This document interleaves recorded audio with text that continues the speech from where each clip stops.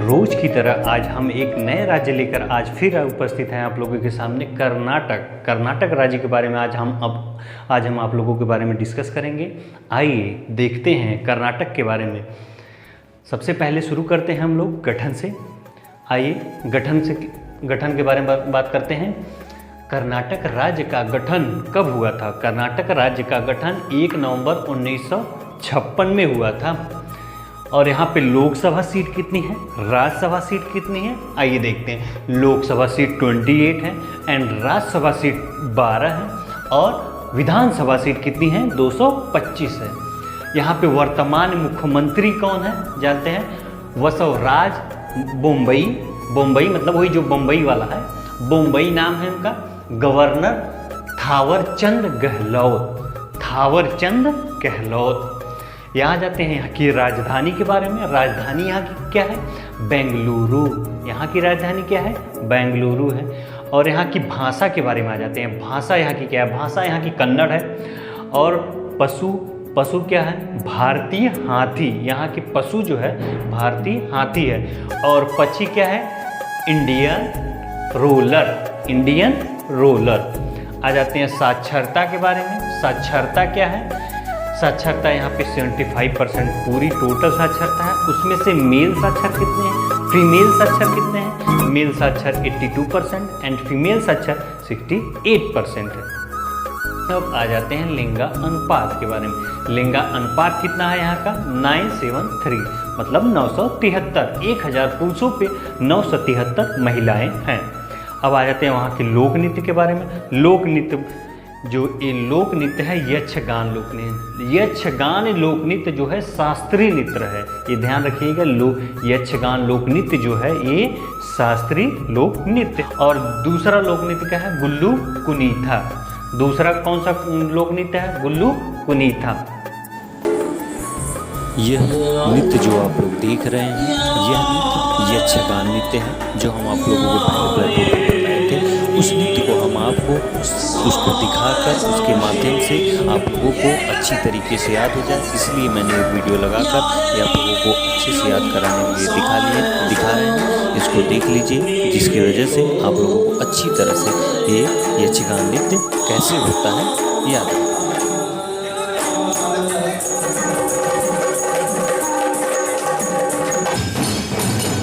यह नृत्य देखिए, यह गुल्लू कुनीथा नृत्य है, जो कि कर्नाटक का नृत्य है।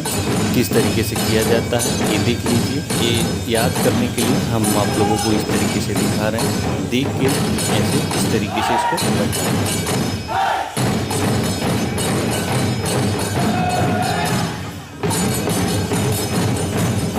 अब आ जाते हैं त्योहार के बारे में। त्योहार कौन कौन सा इम्पॉर्ट है? कंबाल महोत्सव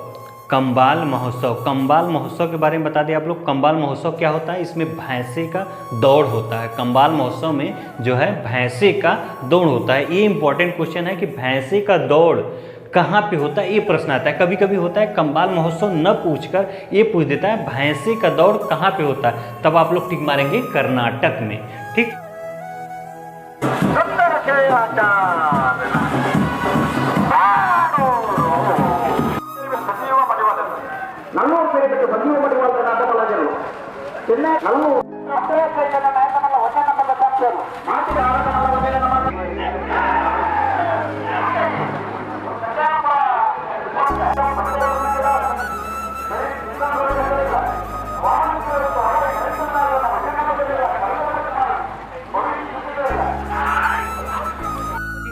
अब आ जाते हैं दूसरा, गोदाची का मेला। जैसे यहाँ पे मेला लगता है, वहाँ पे गोदाची मेला है, बहुत फेमस मेला है। ये कई बार प्रश्नों में पूछा जा चुका है, इसीलिए इस पे ध्यान दीजिएगा। गोदाची का जो मेला है वो गोदाची का मेला कर्नाटक में लगता है, ये ध्यान रखिएगा। और उगादी महोत्सव जैसे हमारे यहाँ जैसे नवरात्र के बाद नया वर्ष शुरू हुआ तो नई वर्ष की शुरुआत होती है, जैसे पहले के समय से जो हमारे पूर्वजों द्वारा मनाया जाता है यहाँ के द्वारा, उसी तरीके से यहाँ पे जो है उगादी महोत्सव मनाया जाता है। लोग नए वर्ष मनाते हैं उस दिन की, ये नया वर्ष हुआ है। ठीक, उगादी महोत्सव। अब आ जाते हैं पर्यटन स्थल के बारे में। आपको पर्यटन स्थल के बारे में बता देते हैं। बीजापुर गोल गुंबद बीजापुर गोल गुंबद जो है वर्ल्ड का दूसरा सबसे बड़ा गोल गुंबद है। ये ध्यान रखिएगा, बीजापुर गोल गुंबद। प्रश्न कई बार पूछा जा चुका है कि विश्व का, दो तरीके से इसमें प्रश्न पूछे जा सकते हैं। एक प्रश्न पूछ देगा कि आपको बीजापुर गोल गुंबद कहाँ पे है, एक ये हो गया, और दूसरा पूछ देगा कि विश्व का दूसरा सबसे बड़ा गोल गुंबद कहाँ है। तो विश्व का दूसरा सबसे बड़ा गोल गुंबद आ जाएगा आपका बीजापुर गोल गुंबद। ओके, अब आ जाते हैं तीसरे पर्यटक, मैसूर पैलेस।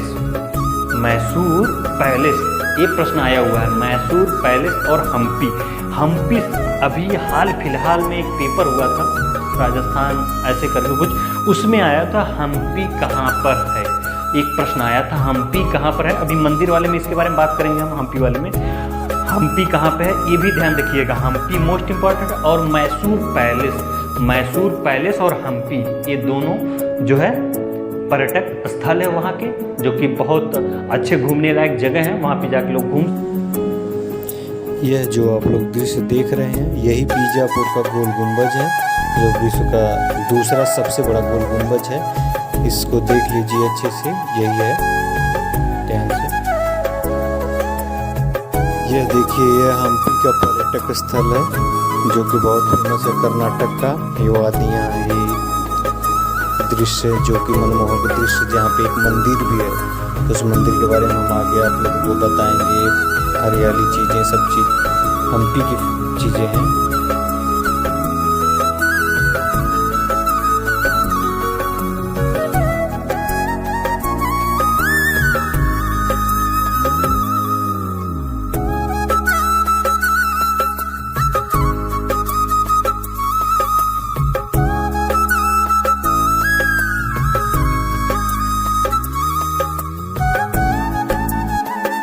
सकते हैं। अब आ जाते हैं नेक्स्ट मंदिरों के बारे में। मंदिर कौन कौन से इंपॉर्टेंट है? विरूपाक्ष मंदिर, जो विरूपाक्ष मंदिर है उसी जगह जो है हम्पी है। विरूपाक्ष मंदिर के बाद हम्पी है। यह विरूपाक्ष मंदिर है, देखिए यह कितनी मनमोहक और सदृश्य है मंदिर। विरूपाक्ष मंदिर जो कि हम्पी के पास है। यहाँ की वादियाँ, कितने पहाड़ी इलाके, जो कितनी खूबसूरत दृश्य हैं जो देखने योग्य हैं। इसको ध्यान से देखिए और इसको अच्छे से याद करिए।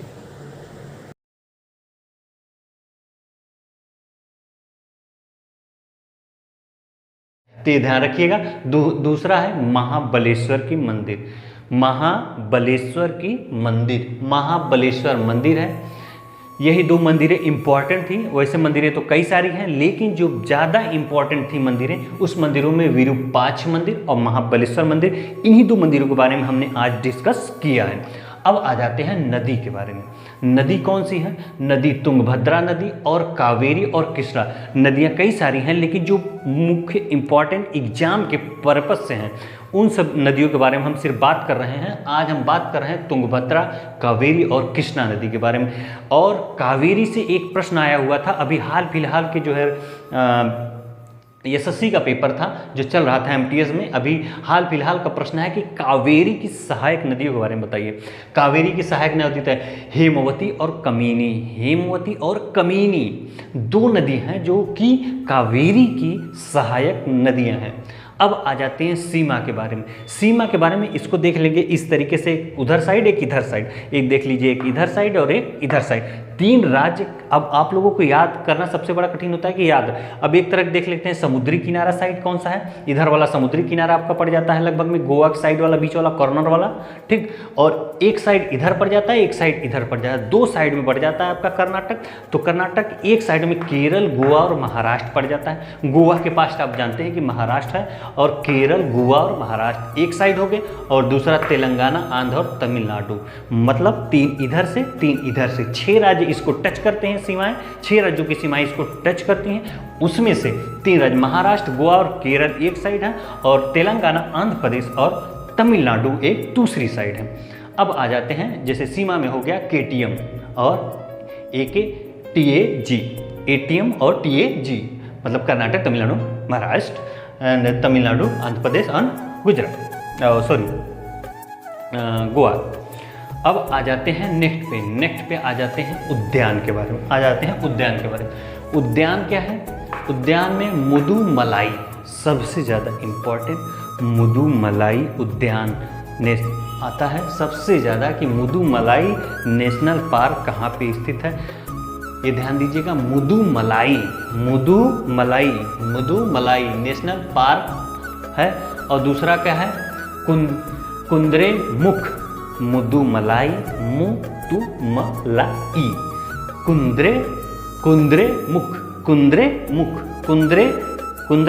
कुंद्रे का मैं मुख याद करने का तरीका, जैसे कुद्रेमुख।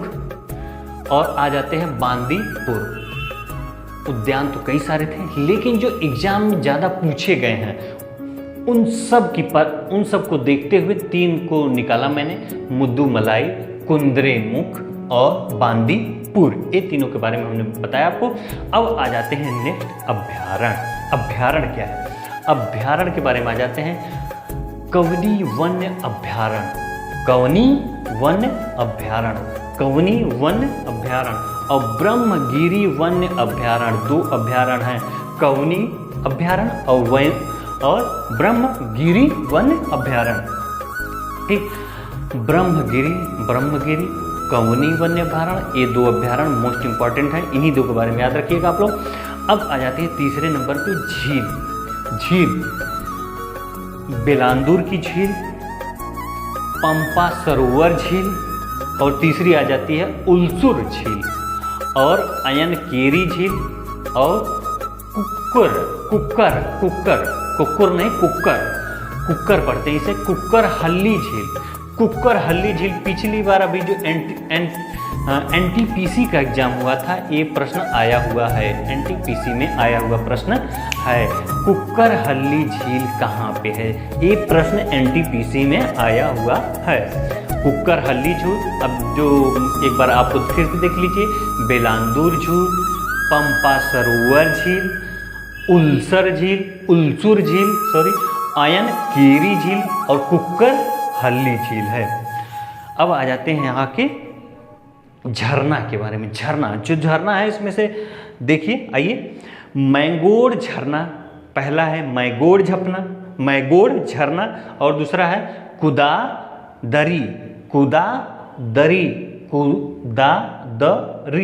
कुदादरी झरना, और तीसरा सबसे मोस्ट इंपॉर्टेंट जो कि अभी हाल फिलहाल में उसका नाम परिवर्तित किया गया है, जो कि अभी करंट टाइम में से है, इसका नाम परिवर्तित किया गया, इसलिए इसको विशेष रूप से ध्यान दे दीजिएगा आप लोग कि जोंग जलप्रपात जो है उसका नाम बदल दिया गया है, उसका नाम महात्मा गांधी जलप्रपात हो गया है। ठीक, ये ध्यान दीजिएगा कि जोंग जलप्रपात गुरसप्पो नदी पे है, जो कि गुरसप्पो नदी पे है, वहाँ पे बना हुआ है, झरना है।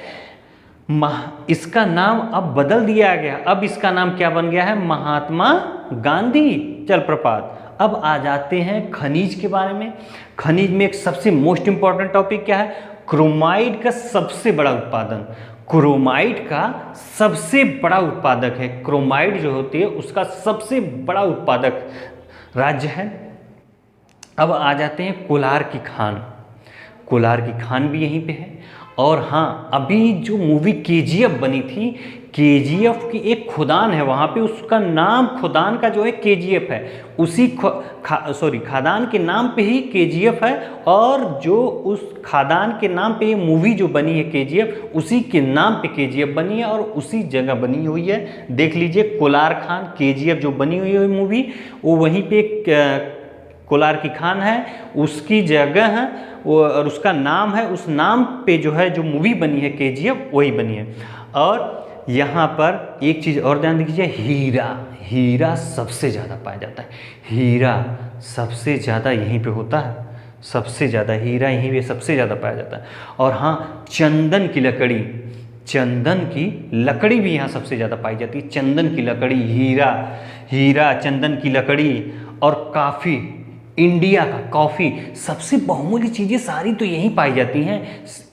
यहाँ पे जो है सबसे बहुमूल्य चीज़ें जैसे हीरा हो गया, कोयला खुदानें हो गई जो सबसे बड़ी बड़ी हैं यहीं पे हैं, चंदन की लकड़ी हो गई, ये सब यहीं पाई जाती है। और काफ़ी भारत में सबसे ज़्यादा उत्पादन वाला राज्य कौन है?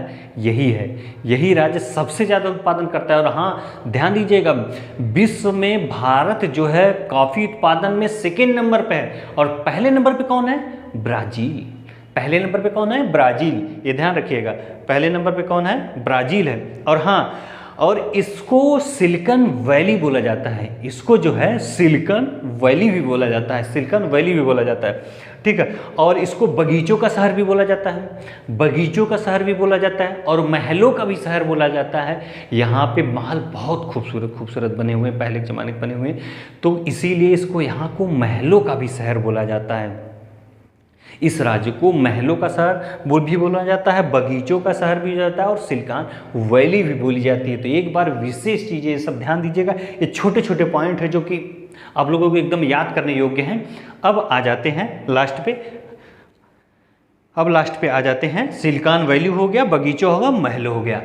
इस तरीके से हमने अपने कर्नाटक के राज्य में जो भी इंपॉर्टेंट एग्जाम के पर्पज से चीज़ें थी वो हमने आपको सारी चीज़ें बताई।